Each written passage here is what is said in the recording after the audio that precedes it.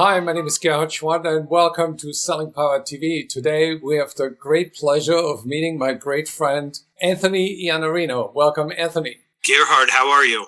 You are an amazing blogger, an award-winning blogger, actually. You have two books. What is the title? The first book is tentatively called The Only Sales Guide You Will Ever Need. It's a sales fundamentals book. It is the first half of the book is the attributes and behaviors and mindset, and the second half is skill set. And you are prominently featured in the introduction because I swiped from you mindset, skill set, and toolkit, and now I've trademarked it. So every time you say that from now on, you have to give me $2.50.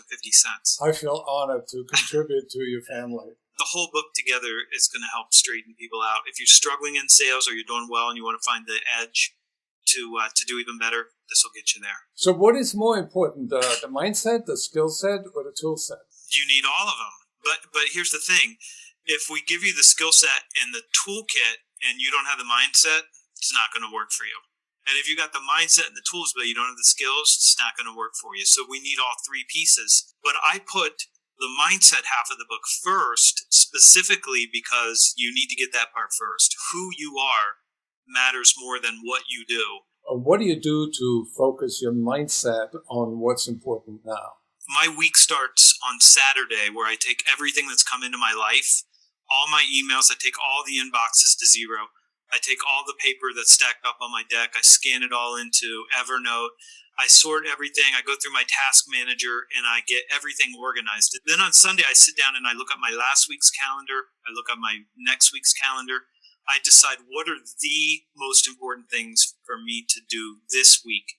And then I make sure I block time for those on my calendar each day. A lot of the stuff that we think is important is just urgent and we're reacting to it. And the important stuff tends to get washed out if you don't do something about it. So you're getting a lot of stuff done, but you're also on the road and you're speaking to people about your philosophy, your process, and your insights. So what mindset do you create for yourself so you're in the peak state of mind when you're on stage? To get on stage for me, it's interesting because I've always loved to be on stage. And I'm sort of recognizing that I'm right in that middle between an introvert and extrovert. So if I'm with a lot of people and it's really loud, at some point I have to retreat and go away from that. But I do enjoy it. So for me, it doesn't take me very much for me to want to be on stage. I want to entertain. I want to share. I want to engage with people. So the mindset is there pretty much all the time for me. What kind of mindset should people think about when they feel blocked, when they deal with massive negativity that unexpected comes into their lives? There's a lot of things that you can do, but here's what I would recommend. This is probably the easiest answer. Get a legal pad and a pen and start making a list of the problems or challenges that you're facing, and then start identifying what are your choices from this point. And that's the first thing. I think sometimes we get wrapped around the axle. We go, oh, this is terrible, this is terrible, this is terrible.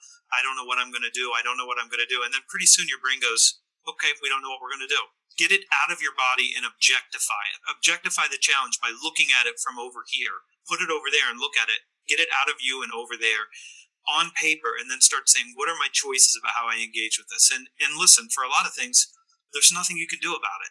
And if there's nothing you can do about it, there's nothing you can do about it. You don't have to think about it anymore. But if there is something you can do about it, figure out those choices and then decide, I'm going to commit to one of these and I'm going to try that. So what you're saying is it's almost like when you are in the tailspin situation, you almost find yourself inside a tornado. So get off the road, get on a high altitude plane and get above the tornado and look at the situation. And with a higher perspective comes greater insight.